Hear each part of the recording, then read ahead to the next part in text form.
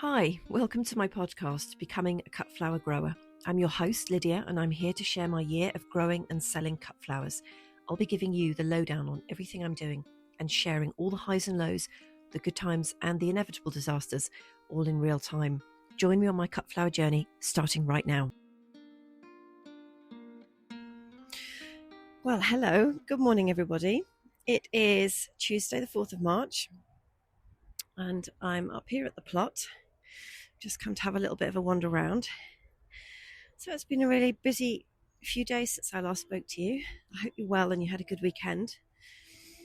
I moved back home on Saturday after the house sitting, which went very well, but I don't know what it is, if this happens to you, when you go away somewhere, when it comes time to come home, you just have masses more stuff than you went away with. I don't know exactly how it happened because I'm not somebody that's out shopping. I didn't buy anything new in February, but I just seem to have a whole load more stuff. And it took a bit of time to get settled and unpacked, but that's all sorted. And I've got two poorly hens at the moment as well, two of my babies, Kiki D and Danny Minogue.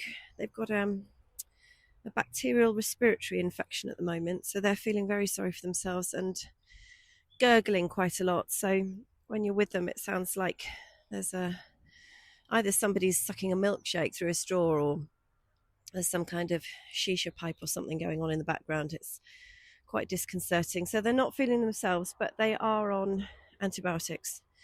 And in fact, Kiki D had an injection as well to give her a really massive dose. So they're slowly recovering, but it's just a lot of extra care and attention that they need, and making sure that I don't spread it around. So they have to be the last thing that I deal with, so that I'm not walking my boots in or getting anything on my hands, which goes against the grain because they're poorly, so they're the first thing that you want to go and do. But it's very important that this, whatever this is, doesn't spread to the rest of the flock. So on Sunday, everybody had like a well chicken treatment, which is pedicures, mite checks, and infection checks, and everybody else was absolutely fine. So fingers crossed we'll crack this problem, and Kiki D and Danny Minogue will be back in the fold. I was thinking about Kylie Minogue then because she's still a broody lady. And we've separated Roland out because he's a little bit, he's got the joys of spring a little bit too much, and the girls are taking a bit of a hit. So he's doing his own thing in an enclosure next to them. And the reason the chickens are so important, not least because they're my family, but they, of course, are fertilising the field, fertilising the plots. Now, they're not on the plot where the cut flowers are anymore because they just dig everything up and they're very destructive and they just eat everything. But there used to be chickens running over this whole plot for a number of years, maybe even a decade. So the ground has been incredibly well fertilised over that time, which means that the tiny amount of soil that I actually have, because if you've listened to the earlier episodes, you'll know that I'm gardening on a slope, quite a steep slope really, and then we've got chalk underneath, so we've actually got only a very small amount of soil to be dealing with. I think it's been helped by the fact that there are oak trees right overhead, so they've dropped obviously their leaves every year, and the leaves haven't been blown off the grass because it's just been left for livestock. So I think the soil, this gorgeous soil, has kind of built up naturally over the years, and I'm really pleased with it. I'm really excited to see what happens this year. So if you were listening to episode 15, which was last Friday's one, where I was talking about these new 15 packets of seed that I had and how incredibly excited I was to get going. Well, my intention was to get in the greenhouse first thing on Monday morning yesterday and get going with it all. And I opened the door first thing in the morning, the front door, and was just sort of hit by this vortex of freezing cold. It was like something out of that film, The Day After Tomorrow. And even the dog didn't want to go out. It was so cold. So I thought, don't think I'll be standing in the greenhouse today sowing seeds. So it dropped to about -4, -5 overnight, which was pretty Baltic. And it looked very beautiful everywhere, I must say. It was that really, really beautiful where the sunshine was just bouncing off all the frost, and it was absolutely gorgeous. But it did mean that I didn't get started with anything, and I also haven't got started with anything today either, although it is still early, so there is still time. But I thought I would clarify something I was talking about in that episode, where I was talking about filler flowers, specifically Orlia. And listening back to the podcast, I realized I made an absolute word salad of what I was trying to say. So I thought I must come on here and clarify it. So there are flowers like, for example, roses or hydrangeas, which would be known as your focal flowers. So they're kind of like the most stunning, the most beautiful, the most expensive, the main feature, the main thing that your eye is going to be drawn to of a bouquet. And then you're going to have foliage, and then you'll have other flowers in the bouquet or the arrangement which kind of fill up the space, that are equally beautiful. They're not like fillers just just for the sake of it. They're there because they're beautiful as well. And they're often multi-headed or multi-stem, multi-branched or umbellifers, and they kind of just fill out the space, and they support the focal flowers, and they give you that wonderful full-looking bouquet. And I think Orlia is going to be absolutely gorgeous for that. Now, I don't know all the terminology for floristry, but it's the same kind of premise if you're making a hanging basket. So when you do hanging baskets, you've got a thriller, a filler, and a spiller, or multiples of those. But those are the three categories you've got. So the thriller is going to be something maybe like a fuchsia or a geranium. It's probably going to be put in the center of the hanging basket, and it's going to be what your eye is drawn to immediately. Then you'll have your fillers that go around it, which could be things like bacopa or nemesia.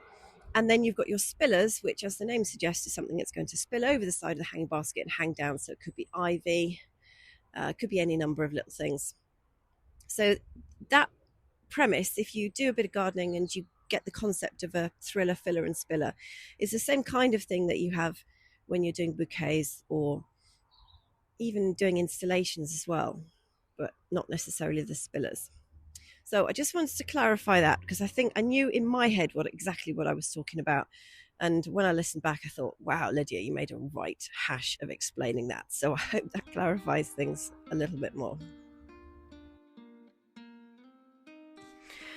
Okay, I have ventured into the greenhouse. Now, I haven't been in here since the end of January, when I did a bit of a tidy up.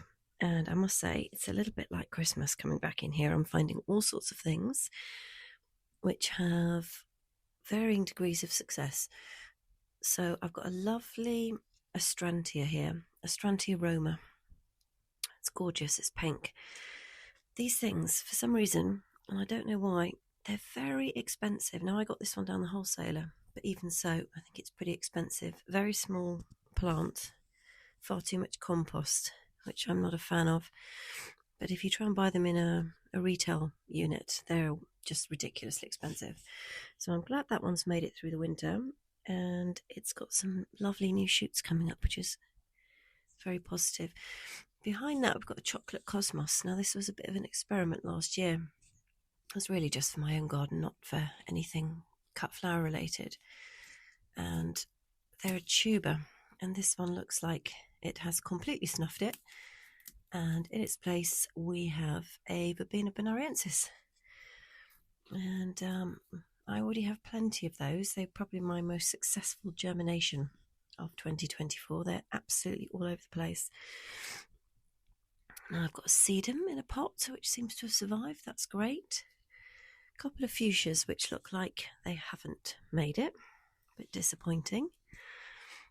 I mean, they're not expensive, so I don't really mind buying them fresh, but I can't work out quite why I can't overwinter them, and it's very frustrating. Ooh, bearded iris. Now that is exciting. We need to get him outside. My flat leaf parsley and curly leaf parsley have both survived in here without any water, which is pretty amazing. They're looking great. They normally live on the porch in the spring, summer, and I just head out the door and cut them. I find if you put anything too far away from the door, you just won't bother. So mine are literally right outside the front door. Now I've got a couple of old wreaths hanging up that I need to dismantle, and loads of teasel heads. So I cut these down a couple of years ago. They were near where I lived, so I asked the owner if I could have them, and I got hundreds of them. And I emailed a few florists and asked them if they wanted them, and nobody got back to me. Actually, I tell a lie, one florist did get back to me to say no, they didn't want them. The others just didn't reply to my email at all. So I thought, right, well, I'll do something with them myself then. So I have made a wreath just entirely out of teasel heads, and it is really, really beautiful. But my goodness, they are horrible little things to work with. The spines run the entire length of the stem in all directions, all the way around, and they go right up to the flower head. And then they actually, the seed head rather, then they actually continue in the form of these sort of little spiky bits that sort of surround the flower head. And they're absolutely treacherous to work with. And as soon as you get half a dozen in place, when you try and add the next batch, you find that they all get stuck on each other and caught on each other. And it probably took me 3 times longer to do this wreath, and it's just literally the framework with these teasel heads on it. But it does look very dramatic. I just haven't had the will to make another one. So I kind of don't blame the florist for not getting back in touch with me on that one. I've got a whole bag of pine cones that I've salvaged from a client's garden that they didn't want, and I wasn't entirely sure what I was going to do with them. I do own a glue gun, and I thought, oh, when I get 5 minutes, I will do something creative and arty with the pine cones and a glue gun. And then 3 months later, here they are, still sat in their bag, and the glue gun is still in its box. And nothing creative happened with them at all, but they will keep. They're dried, that's not a problem. And otherwise, I've got stacks and stacks of trays and pots and containers and all sorts of bits and pieces in here. And I did say in one of my earlier episodes, do not store stuff in your greenhouse. And generally speaking, I don't, but I was in a bit of a rush at the end of January, so a couple of things that wouldn't fit in the shed got bunged in here, but nothing heavier than plastic, nothing that's going to fall over and break any windows. So that's a tour of the greenhouse. Let's see what the thermometer says. 11 degrees. That's not bad, actually. Feels quite nice in here. I have a couple more shelving units to put up in here. I normally line the sides and the back with shelving, normally about sort of 3 tiers high, plastic or metal. It's stuff I've had for absolutely years. Some of them I've got free from people, or I've salvaged from bins or tips. And I put them up, and then I'll just do all the seed sowing in here, because the greenhouse on the plot has not been constructed yet, because it needs a base, a proper base, to stop the rats and squirrels getting in. And before that, we have to level a bit of ground, and it just hasn't quite happened yet. So that's not really a problem, because I think it'd be much easier for me to start everything off in my home garden, and then I can take things to the plot when they're ready to move on, or when I need more space. And we're going to be a bit more structured in our seed sowing this year, and concentrate more on successional rather than just doing 50 in one go, which is what I tend to do, and then having a bit of a gap before the next lot. So I'm going to be better organised. So there's just a little tiny bit of work to do in here, and then we are good to go. So at the end of the last episode, I said I would talk in the next episode about the seed that I still had to buy. And it's actually not a really long list, because I am, as you know, struggling with wanting to buy masses more seed and then telling myself, don't be ridiculous, we've got plenty. But the bulk of what I still want to get are scabious. And I've got a list of a couple of varieties I'd like to pick up. One is a perennial scabiosa called Cassica, called Perfection White, which gets up to 60 centimeters, pure white flowers, and I think this will be a wonderful filler. Now, the other scabiosas are in the Atropurpurea, and I've got here Fata Morgana, Snow Maiden, and Beaujolais bonnets. Now, Fata Morgana looks absolutely gorgeous. It's like a apricot buttery yellow color. It looks really pretty, and I'm feeling like the buttery yellows and apricots this year a lot. Beaujolais bonnets is a kind of wine and pink one, on the same two different colors on the same flower, on the same petal rather. So that looks quite nice, and that's quite a handy flower, I think, to tie in stronger colors with paler colors if you have something that's 50-50. Now, these guys are a mixture of perennials and short-lived perennials, half-hardy annuals. Some of them are marketed as annuals. So I'm going to have just a bit of a go and see what happens with growing them, see if I can overwinter any of them.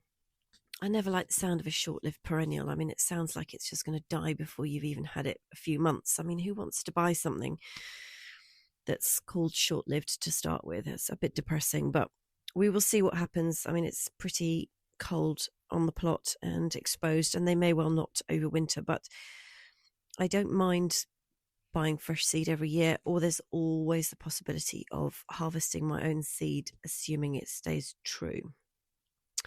All right, what else is on the list? So Didyscus ceruleus lacy pink. Oh yeah, this looks like a super posh cow parsley, and it's pink as well.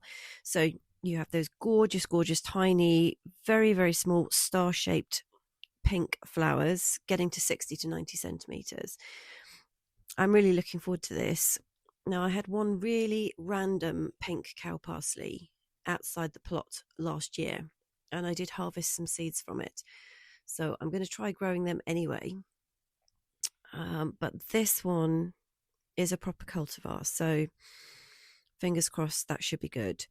Also on the list is amaranthus, but I'm going to use the seed that I collected last year, and I've also got some sculling around in packets somewhere. And statice. Now, I mentioned the statice last year, that they flowered incredibly once they got off the ground. I mean, I put them out and we had a cold snap, and they sat there and they sulked for weeks. They did absolutely nothing. They hated it. They were so unhappy, and I could just see them just staring at me saying, oh, for God's sake, take us back to the greenhouse, woman. This is awful. And then they suddenly just went for it. And I'm thinking now maybe they just were so busy putting their roots down and getting anchored, they must have realized I'd put them on a slope as well. They really would have been cursing me. And then they turned into these incredible plants that flowered all season long. And the flowers are beautiful. And I ended up drying quite a lot of them. I didn't have an enormous volume of them, but also the florist that I was working, one of the florists I was working with last year didn't want to take them when I had them. Now, admittedly, they were all sorts of different colours because I bought a mixed batch.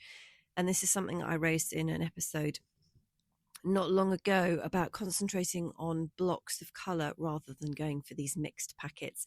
Because when you find that you're ready to cut a whole bucket, if you've got like 5 different flowers in there, 5 different colours rather, it's not as easy to sell them as if you've got a whole bucket of one colour. That's much easier for somebody to work with. Excuse me. And also easier if you're going to do your own bouquets. It is hard to put all different colours in. You've got to be really careful with your colours when you're doing bouquets. I sound like I know what I'm talking about, and I absolutely don't, but I've watched some tutorials online and I've seen where I've gone wrong with bouquets that I've done myself in the past, and you just put a whole range of colours in, then you think, oh God, that looks awful, what have I done? And you just have to really pick the colours that are going to go with each other on the colour wheel, which is a whole thing, and well worth watching some tutorials on that. So I am going to persevere with the statice, because although I hated the stems on them, I just thought they're really ugly. They dry so beautifully. I've actually got a bunch in-house, and they are so bright and colourful. It's extraordinary how well they hold their pigment. So I'm going to grow them, but just in a very refined classy palette this year. That is the plan for that. I had a question from a listener asking me exactly how I chose the varieties that I talked about in the last episode. How did I come to decide which ones I was going to use, which colours and which varieties? And the answer to that is it really did come off the back of a meeting with a wedding florist who I'm going to be working with. And she and I sat down and had a meeting in October last year. And she talked me through the weddings that she's going to be doing in 2025. And she didn't share anything, confidential or anything about the clients or the venues or anything. We literally talked about the colour schemes that she was envisaging, and the types of flowers that perhaps she would like to use, because she obviously has a lot of discretion in this. Often the clients will just have a brief and then she will go away and plan what she would like to use, what's going to be good, what will work for the environment and the style of the wedding. So we really went through, the kind of environment. Are the flowers going to be in beautiful glass vases, for example, or are they going to be in milk churns? Is there going to be lots and lots of foliage, or is it going to be all whites or a mix?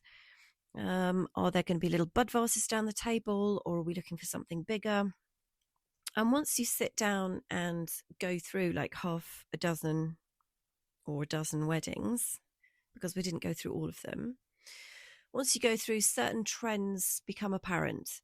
So I'm hearing all of this information and then I'm kind of distilling it down and saying, okay, I recognize that I'm not going to be able to supply everything that is required for every single event that this wedding florist has going this year. It's just not going to be happening. I am very much a beginner, and I'm enormously grateful that she even met with me and is even giving me an opportunity to supply in for these events. But I know my limits, and obviously there's no guarantees with the weather and everything else. So I thought to myself, how broad can I keep this? Can I grow a selection of things that I think are going to be straightforward to grow, that are going to be like plants that are good for cutting, plants that fit in with the colour scheme that she's looking for, plants that are easy to grow, things that I can grow from seed. And then you start to narrow it down. Now, I know she's particularly keen on astrantias, so I had a few of them lurking anyway. And I happen to know that scabious are going to be great fillers, and orlia. So I'm thinking about, I can put in things that I have grown before that I know will do what she's looking for. And that was basically it in a nutshell, really. I just kind of went, I don't know, sometimes when you have these meetings, like you just have a gut instinct about stuff. You can kind of crystallize what somebody says down to almost like an elevator pitch. What is like the overall color scheme for 2025? What are the flowers that are going to be really useful? What's going to be repeat flowering? What's going to work for more than one event? And what am I realistically going to be able to do? And on what kind of scale can I do it? And that is kind of how I got to it. You could have come away from that meeting and come up with 15 different flowers that you thought would work, and you could be equally or more successful at it than me.